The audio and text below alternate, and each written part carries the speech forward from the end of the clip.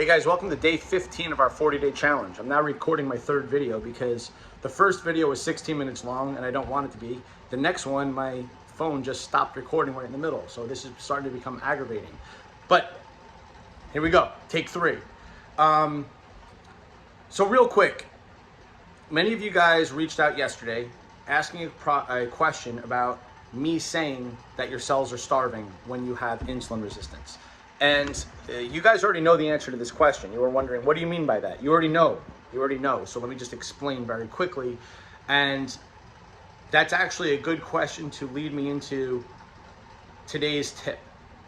So again, remember, insulin resistance. What's happening? You eat carbs, you eat protein, and what happens? Blood glucose starts to raise in the blood. Great. Insulin's job, one of its many jobs, is to take that insulin and drive it into the cells. The problem is the cells have become insulin resistant. Literally, the cell wall has receptors, and because the analogy here would be if you put headphones on your ears and you blasted music in your ears all day, every day for a year, once you take them off, do you think you're going to hear the babbling brook in the background? Do you think you're going to hear, right? So obviously your ears start to become tone deaf. Well, so do your cells. They become deaf literally to the signal of insulin, meaning that you've hammered on that thing for so long that the response has been blunted. So your pancreas creates more insulin, and then, there's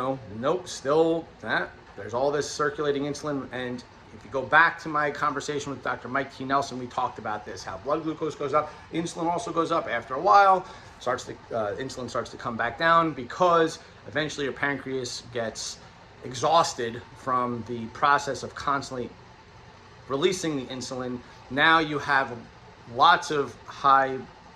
you have very high circulating blood glucose and not a lot of insulin. So it depends on where you test yourself. The only thing we've been testing is blood glucose. If that was confusing for you, don't worry about it. Just hear this. The reason why you feel hungry is because you can't take that energy and put it into the cell. Insulin can't do its job. Therefore, you still feel hungry. This is just one mechanism by which you feel hungry. We also talked about leptin. We talked about the gut microbiome in previous series, and we'll get to that later. Don't worry. I'm just giving you one thing. Why the heck am I still hungry after I just ate? Why do you keep overeating? Because it's only through overeating that you gain weight.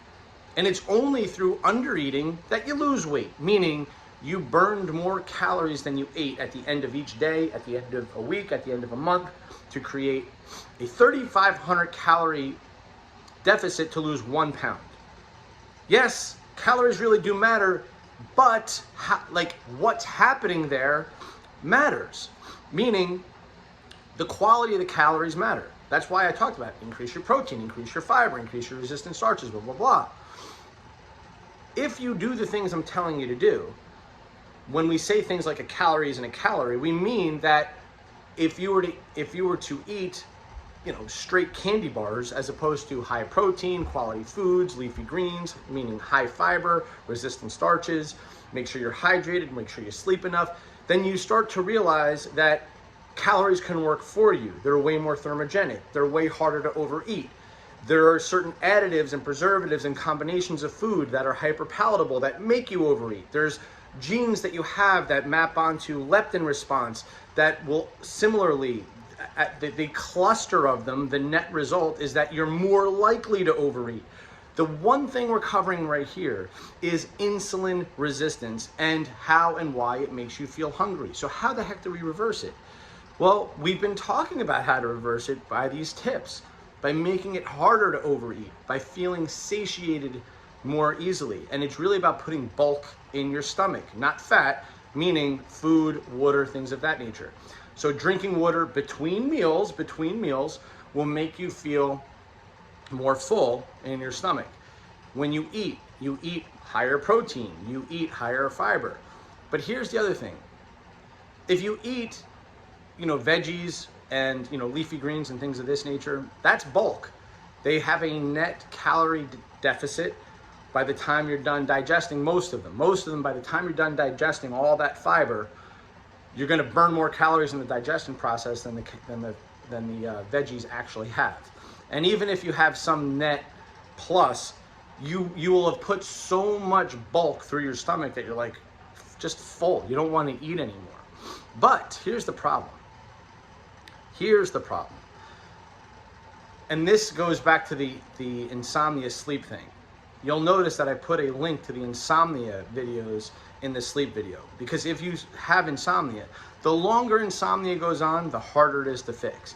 It is fixable, it just takes longer. You need better strategies. You need to actually be vigilant on certain behaviors, both behavior therapy and cognitive therapy, in order to be successful if you have true insomnia. There's different forms of insomnia, but if you have true insomnia, and the longer it goes on, the harder it is to fix. Well, similarly, if you have problems with digestion, the longer it goes on, the harder it is to fix. And here's the thing. You see what I just said about the insulin response, the insulin resistance? It's literally a false signal, meaning there's a signal, hey, we need food, but that's not the problem. You don't need more food. You're exacerbating the problem by eating more food, because you actually need to lose weight in order for the insulin resistance to start to reverse. So you see how there's a signal, but that signal is telling you to do something that's actually going to exacerbate the problem. Well, similarly, lots of medicines that we take do this, including in the digestion process. You have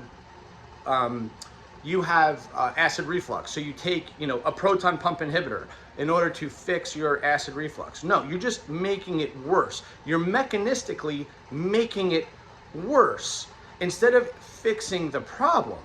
And this could be happening through several ways here. So it could be happening for a hiatal hernia. For example, you have a very big stomach, you sit down all day, it pushes up on the stomach, and that stomach starts to punch through the sphincter at the top, at the very top, and you start to get like a second pouch up here. That's hiatal hernia. You can get it from pregnancy, you can get it from a few different things. But at the end of the day, you get something like hiatal hernia. That is a physical issue. Well, you can get a surgery to fix your hiatal hernia, which is not an easy one. There are ways to manually help manage it, which has been shown to be effective, but most people don't know anything about that. And that is a mechanical issue that's happening, for example. We don't do our due diligence to fix it. Well, stomach acid similarly is an issue. The older you get, the less acidic your stomach becomes, but how many of you know how to support your digestion? If you go back in my videos, you'll see that I've probably done more videos on digestion than anything else.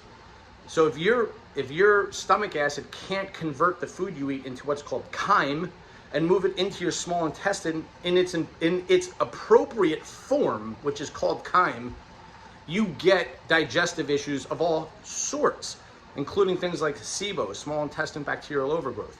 Now, why am I saying all of this? What does this have to do with insulin? Because here's why.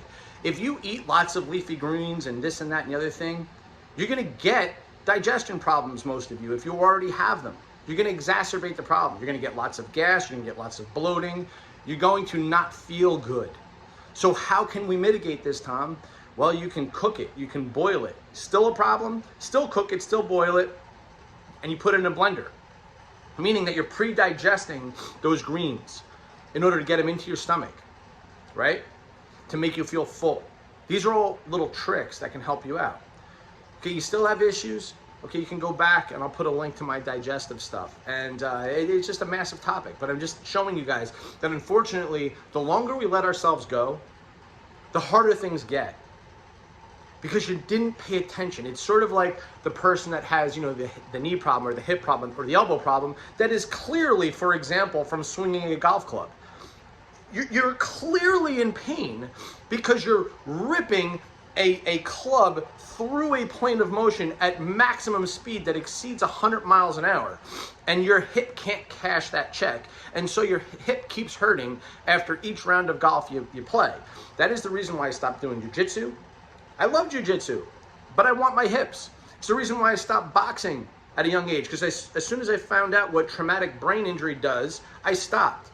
Okay, I love boxing, and I did it for many, many years. But why did I stop? Because I learned better. As soon as you learn the truth, you should modify your behavior. If you don't, it's called ignorance. It's called ignoring the truth. So you don't get to complain about the hip replacement. You just say golf was worth it, for example, or jiu-jitsu was worth it. If you get to traumatic brain injury, boxing was worth it. Guess what? It rarely is. But we have cognitive dissonance running rampant in society. And it goes through all layers of our health. And it includes this. If we keep ignoring the problem, it gets worse. We need more dramatic measures. But because of lack of discipline, we're going to take a medicine that's going to make the problem worse. But in the long term, in the short term, you'll feel a little better. In the long term, you're just more messed up. All right, guys, that's long enough. We'll continue the conversation tomorrow. Have a great rest of the day.